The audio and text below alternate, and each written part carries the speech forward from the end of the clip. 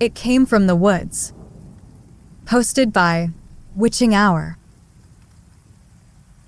It all began when our grandfather died. He had been a solemn man, stoic, dour. He never placed a smile on his face for us, even when we were children. But he had not been mean, and he would always bring us candy when he visited. He had dark, piercing eyes, hollowed in a grave, sunken face. We knew he had had a brother, but that his brother had mysteriously died when they were both boys. Our mother claimed she didn't know how he died and told us not to ask our grandfather. My younger brother and I used to tease that he was secretly a monster that devoured his brother and stray children.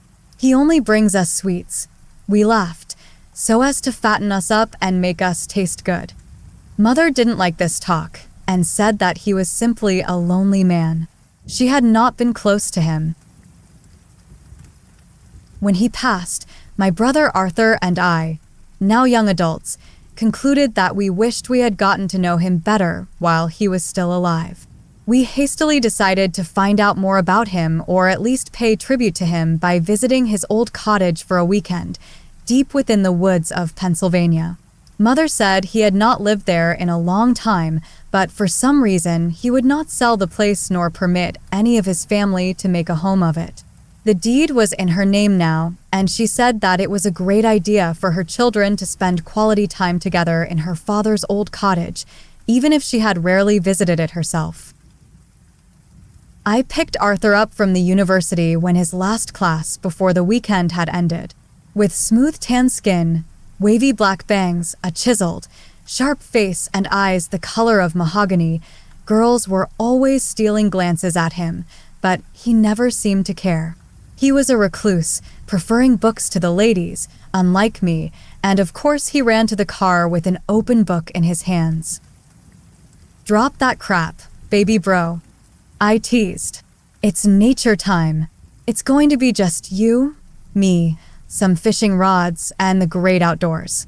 Are you going to make it without your books, stud?" His eyes met mine and he grinned. "I am bringing some books. Are you going to make it without your game systems, beefcake?" Beefcake? I'd forgotten how weird you can be. And come on, lose the library, worm. We're supposed to be spending time together. Or are you too grown up for your big brother now? No, I just know you are going to leave me the second you find a hot lady hermit. Might as well bring my books to be prepared. Lady hermit? Hey, I'm not judging your tastes in women, but that scene ain't for me. I laughed. He shifted uncomfortably in his seat. I pretended not to notice. We drove through forested mountains for what seemed like hours, catching up, retelling our favorite childhood experiences, talking about what we wanted from life, and we even partook of a little politics. Eventually, we fell into the subject of Grandpa. He told me once about his brother. "What?" I exclaimed. "What do you mean, he told you about his brother?" "Not everything. He just said that they saw something in the woods one night. Something unnatural. It scared them. It scared them really badly. A few days later, his brother fell ill. He wouldn't eat. He wouldn't sleep. He became gaunt, feverish, delirious. Then he became violent, lashing out at the family. By the time they got a doctor up to the family cottage, it was too late. He had died of a combination of organ failure, internal bleeding, and malnutrition. The doctors said that he probably contracted a parasite in the woods somehow. I don't know what type it could have been to do that. Personally, I think he had been traumatized from whatever he saw, and he just stopped eating. How? How did you get Grandpa to tell you? I asked, shocked. I didn't ask him. He told me on his sickbed in the hospital. I think he knew he was dying, and he wanted someone to know. Alex, there was something strange about it. He seemed frightened when he told me the story. Have you told Mom yet? No. Do you think I should? I don't know, man. I don't know. Sounds fishy. I don't want to talk about it anymore. Let's just enjoy our trip. "'Kay, little bro." Arthur paused, as if he were lost in thought. "'Kay," he said. The sun was setting as we got closer to the property line, and with it, the woods themselves seemed to change. It was strange. We had grown up living in a patch of woods, and I had never feared it, even at night. But there was something sinister about the trees here. Their ashy, twisted bodies and nearly leafless branches that grasped at the road like skeletal fingers had a sinister ambience to them. They felt corrupted. They felt wrong. My palms became clammy and I felt my neck hairs prickle up. But I kept silent. The last thing I wanted to do was spook Arthur and have him complain that he wanted to go back. The cottage rested upon a steep lone hill, encircled by wet, green grass that was trapped in by the encroaching forest. When I parked the car and looked over, I saw Arthur was sleeping. I screamed. He awoke in a panic which had me rolling with laughter. "What the hell is wrong with you, Alex?" We grabbed our bags and walked in. It was dark and there was no electricity. I dumped my bags and fidgeted in my pocket for a moment, retrieving a box of matches. I lit one and searched my pack for a battery-operated lantern and hung it up. "I brought a few of these," I said, "so we can put one in each room, or Arthur?" He was glancing around the room as if horrified by something that only he could see. When I called his name, he spun around and tried to collect himself. Yeah. Sounds great. "You hungry, worm?" I said, trying to act like he hadn't just freaked me out. No, Alex, no. "I think I just want to go to bed." "'Kay, we'll just get up early tomorrow and catch some fish for breakfast. Sounds good? Arthur? Arthur." This time, he didn't turn to face me when he answered. He was staring out the nearby window. Yes. "Tomorrow." We each grabbed a lantern and our sleeping bags and explored the large cottage. It was plain, made of logs, without furnishing. We climbed the creaking stairs and found what we imagined was a bedroom once, though it was completely empty now. It might have even been Grandpa's room decades ago. We turned off the lights and settled in on the floor. It took me a while to fall asleep, and my dreams were laced with dark, twisting images of the woods, the cottage, and of Arthur. I awoke the next morning, drenched in sweat. Arthur was standing next to me, glaring at me. "Alex, are you all right? You were trembling and you were sweating buckets." I'm fine. "Let's just go and catch some fish, nerd." I'm starving, he answered. "Well, the shower doesn't work. Maybe the well is dry. Guess we will be bathing in the lake," he said. We grabbed our fishing poles and headed out the door. An early morning mist greeted us and the sky was gray. Between the fog and the low, thick clouds, the sky was impenetrable. "Where are you going, Alex? Aren't we taking the car?" No, bro. We said we were going to do this as naturally as possible. Besides, if I remember correctly, the road to the lake isn't that long of a walk anyway. Don't be lazy. When we arrived at the lake, we cast our lines and waited. Hours passed without a bite, and still the sun didn't show and the mist didn't abate. Arthur began to whine like he always did when we were kids. "Let's go back, Alex. I don't feel so well." "Hush," I said. "Look, I think I found boar tracks. I want to hunt it." "Leave it alone. Boars are dangerous, and you are too stupid to hunt it, and what would you even hunt it with? Your lucky Swiss Army knife." I stared at the tracks. They looked like they had pools of blood in them. "Hey, I think there is something wrong with this boar. The tracks are covered in blood." "Great," said Arthur. "Even more reason for us not to follow it."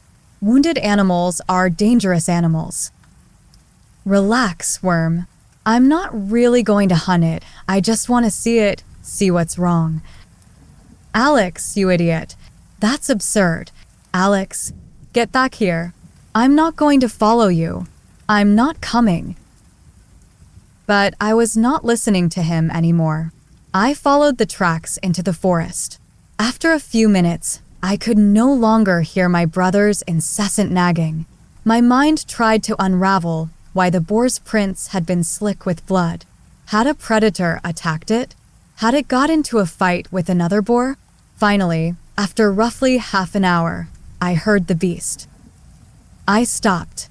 Something was very wrong. Its breathing was heavy, labored. I crouched down behind a fallen tree and waited as the giant of a boar slowly lurched its way through the brush and into my view just yards away in a small ditch below and in front of me. He moved erratically, like a drunk person swaying from side to side. Although the boar was very tall and long, it was skeletally thin, with dark bruises all over its back and belly. His huge head swung back and forth, revealing broken, amber tusks and a snout caked with dried blood. And its eyes made me want to scream. They were sunken into their cavities and glazed with ooze. But they seemed angry, so angry. That's when it happened. The big beast collapsed. I knew it was dead when its mean little pig eyes rolled into the back of its head and a last, long, moaning sigh left its body. Yet, it was still moving. Its stomach first, and then its throat, began to heave. Finally, its lower jaw was forced down, and the most horrible thing crawled out. I first noticed its legs. Like crab legs or spider legs, they were thin, wispy, and broken into segments. They reminded me of long scarlet fingers. 6 of them jetted out, collectively stabbing the air like a dagger, before relaxing, curling out into different directions. They pulled themselves out of the boar's mouth gracefully until the head appeared. Large, spider-like jaws felt the fresh air, twisting like an ant's antennae. The spidery head was small and merged easily with the abdomen, having no real separation from the body, and there seemed to be no eyes. Where a tail might have been on a normal creature, there instead were 3 long, octopus-like tentacles, complete with oozing suckers. As soon as the monster was free from the animal's mouth, its tentacles curled up underneath its own body. What they were used for, I need only guess, but the sight was so terrifying that I dared not move. I estimated its total length with tentacles stretched to be about 4 feet long, and although its narrow legs were easily 3 feet long themselves, they only held its body just barely off the ground, making it about a foot tall. It couldn't be from this world. Alex. The monster turned towards me as my brother was calling from directly behind me. Eyeless or not, it seemed to stare at me. It knew I was there. I thought, "Go away, Arthur. Shut up and go away. Do not come here." Alex. The monster scuttled off into the shrubs behind it. I exhaled for the first time in what must have been an eternity. Alex, there you are. I've been looking for you for an hour. Let's go. I want to go back. I'm done with this stupid lake, this stupid forest. Okay, I croaked faintly, not looking away from the bushes. That's it? Just okay? Not a stop whining, worm. Jesus, it's like someone nice snatched your body from you.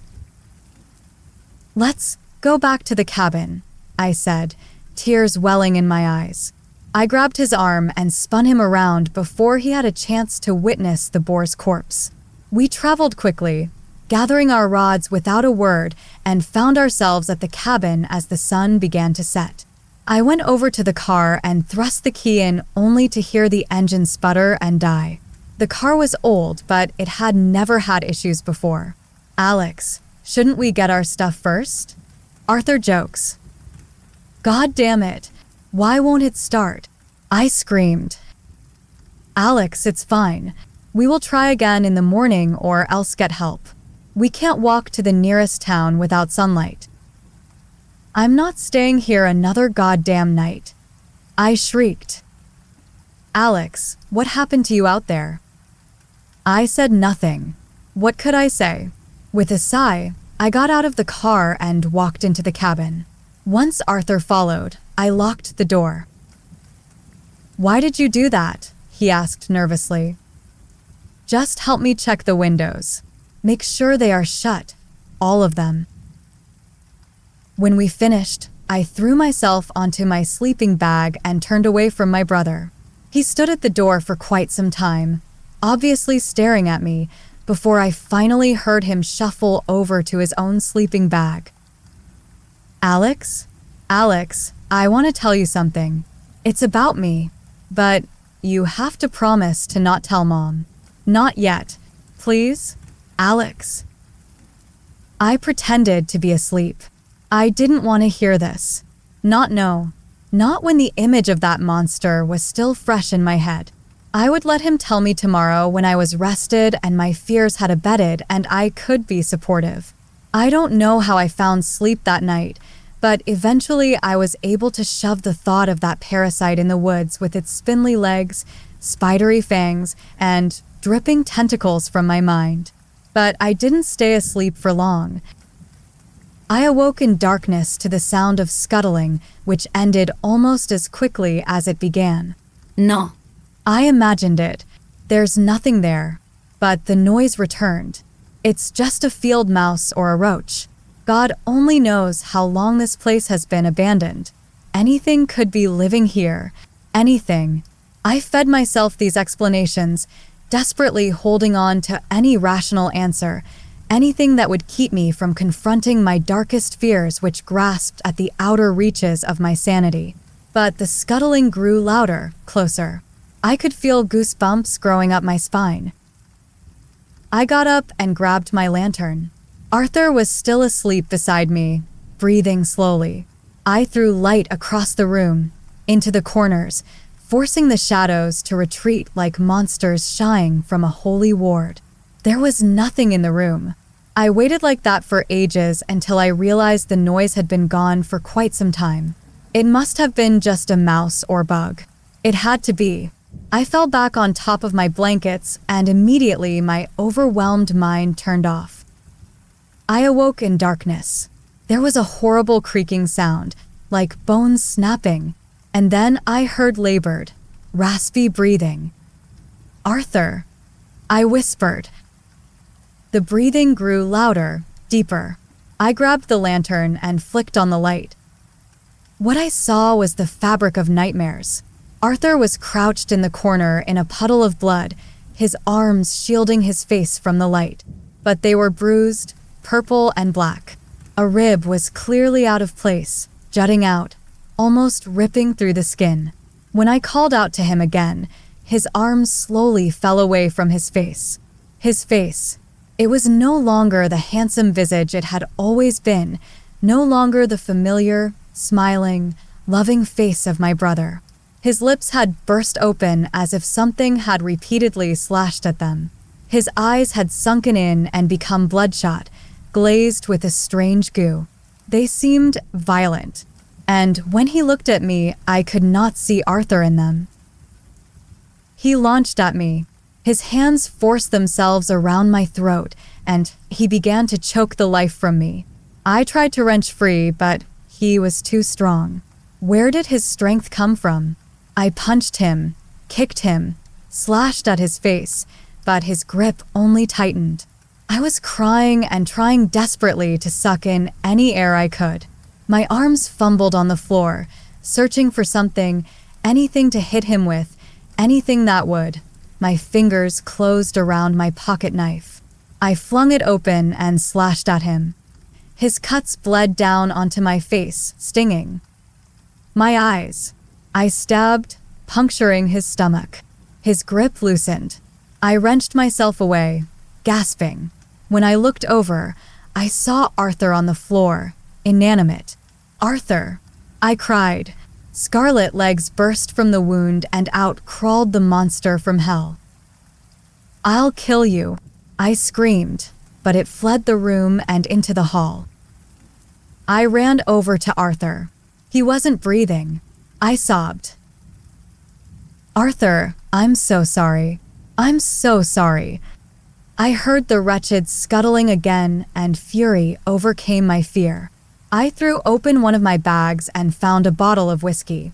With all my might I threw it at the wall closest to the hall where it shattered. I lit a match. That was the last thing I remembered from that night. Now, as I face charges of arson and the murder of my brother, my mother begs me to tell the police anything about what happened. I lean over to whisper in her ear, "I know what happened to Grandpa's brother." She stares at me, confused and horrified. "It came from the woods," I whispered. "It came from the woods."